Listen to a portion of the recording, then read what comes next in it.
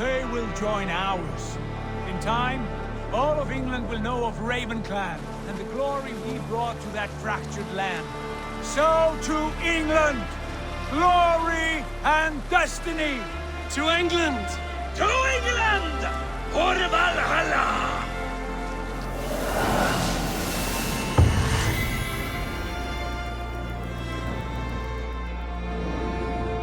Just a week after introducing the gaming community to a sprawling and expansive open world in the form of Watch Dogs Legion, it seems that Ubisoft aims to offer us little respite before they introduce us to their newest creation, that is jaw-dropping both in scale and in visual splendor. We swap hacking for hacking and slashing, and board our longboats as we dive into the next installment in the Assassin's Creed series, Assassin's Creed Valhalla.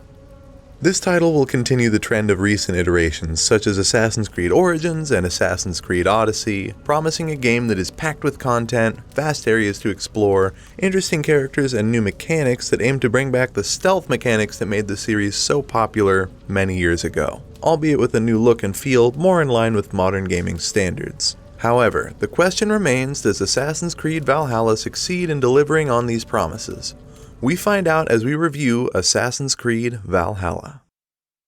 Blurring the lines of fiction and reality. In our recent review of Watch Dogs Legion, which if you haven't checked it out, you should, we were quick to praise both the setting and visuals as the highlight of the title. So unsurprisingly, in Assassin's Creed Valhalla, the visuals are once again the star of the show. As you explore the enormous map of Valhalla, you'll be treated to incredible natural vistas, dynamic weather changes, architecture in keeping with the stunning middle-aged England setting. Plus, while on the topic of the setting, Ubisoft has absolutely knocked this out of the park. The intricate details that are historically accurate to the time period, such as the ruins of the Roman Empire scattered across the landscape, or the way that the developers represent the Viking clans without succumbing to stereotypes or hamming things up in a Hollywood fashion. The game is authentic, and while this can be a burden for many game series, Assassin's Creed has always found success in telling the real stories in compelling ways, so for that you have to give them credit. Back to its roots. While the changes in impetus and format that Odyssey and Origins brought to the series were much needed ones, it's fair to say that those games felt like complete departures from the original cast of titles. This was admittedly what the series needed at the time, and the glossy new coat of paint done wonders for bringing back fans to the series. However, it seems that Ubisoft wants to bring back some of the old tropes in some shape or form. The first that we noticed was the ability for the player to rely on stealth much more in this title. Along with instant kill moves that allow players to kick foes off ledges in Baldur's Gate 3 fashion, the game also allows players to perform instant assassinations, akin to that of Altair and Ezio in the initial Assassin's Creed titles. It's a welcome addition that not only opens up a brand new playstyle option, but also brings a sense of familiarity to the title, perfect for players who may be coming back to the series after some time away. The other key changes to the gameplay are sadly not as well implemented. Take the skill tree, for example. While the perks that the player can gain are often very useful, they really only amount to start upgrades, which seems superficial, and thanks to this, it's very easy to lose interest in building your character. Plus, when using this menu, you'll be building the character's stats blind. When compared to the Skyrim skill tree, for example, that allowed the player to see what they were working toward, in Assassin's Creed Valhalla, you'll only see those you have unlocked and the immediate group you're working on. It takes the control away from the player and makes character leveling feel like a lottery, which is far from what you want in an open-world RPG. Odin is with us. Now we move on to the story for this title. After delivering back-to-back narrative successes in the last two outings, the pressure was on to make this one another blockbuster, especially with this one being arguably the best historical and geographical setting on the three. Thankfully, this game not only delivers, but it also excels in comparison to its predecessors. The voice acting is superb, as is to be expected.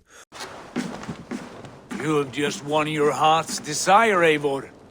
Yet by the look on your face, you have lost your will to live. Gorm is here with the last of his men. Why does that troll dare show his face? Leave it for another day. We are here under Harald's truce, and Gorm is too weak to try anything bold. The writing is strong as well for both the main plotline and the side quests, and set pieces are equal parts dramatic and spectacular to behold. The most compelling aspect, be it the story, missions, or the characters you encounter, has to be the raids you'll go on. In true Viking fashion, you will lead your clan of warriors to an unsuspecting settlement and aim to murder and besiege this area in search of raw materials for your base and new loot for your character.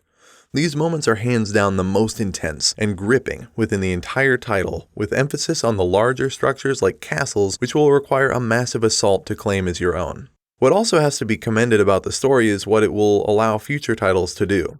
Valhalla's predecessors only served to further complicate proceedings, adding more and more depth and loose ends to tie from Desmond's timeline, the Templars, and other aspects of older titles. However, this title decides to stop this endless cycle of chasing their own tail and wipes the slate clean for new stories to blossom without the burden of being chased into a corner with nowhere to go. It's built a solid foundation for future titles, yet still tells its own unique story beautifully, and for that we can only praise this one.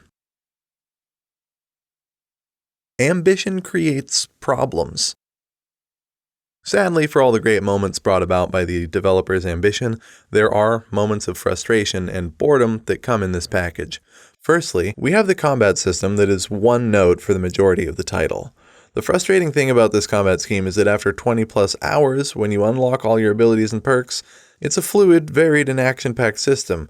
However, for the hours before this, it's a very one-note experience with little more variety than hitting and blocking, making it a chore. We understand that this may have been to make the player feel like their character grew from a novice into a full-blown badass, but sacrificing fun to do that is never a good trade-off.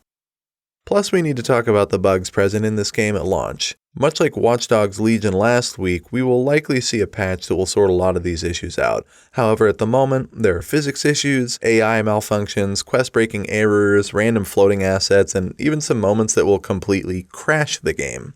The successes of the game are enough to see the player allow for the shortcomings of this one and soldier on, but for a franchise of this statute, it's rather disappointing. The verdict. Score: 8 out of 10. Overall, we have to say that this is one of the most satisfying Assassin's Creed titles to date. In terms of story, it offers a compelling one that ties up any loose ends and sets up a sequel free from the burdens of past titles' storylines. The visuals are top of the range, as is to be expected. The missions are fun and varied, the optional content is fun and plentiful, and the map is full of interesting areas to explore. So, as an open-world RPG, it checks a lot of boxes. However, where this game falls short is the fighting mechanics, the character building and leveling system, and the litany of bugs that the player will encounter on launch day. However, as a whole, we can say that this title perhaps comes the closest to reaching the heights of the best titles in the series, such as Black Flag or Assassin's Creed 2, and this will be much more prevalent in the coming weeks when Ubisoft patch out the major technical issues. It's far from perfect, but it's well worth your time and money in our book. So that's our review of Assassin's Creed Valhalla. Did you pick this one up on launch day? What did you think of the new features? How does this one rank amongst the other Assassin's Creed games in the franchise? Let us know in the comments below. And if you enjoyed this content, be sure to like this video for the YouTube algorithm to be a bit kinder to us, and subscribe so you can keep up to date with everything that happens on the channel. Also, before you click away, if you want to support the channel and keep the content you love coming, why not do so by buying some games? That's right. Through just following our affiliate links in the description, you can support the channel by shopping for games at no extra cost to you. Another way of supporting the channel for free is to use the creator tag VeryAli at checkout when you buy from the Epic Games Store or from Fortnite's in-game store. We really appreciate your support, and it greatly helps during these trying times that we are going through. You've been watching VeryAli Gaming, and we will see you very soon.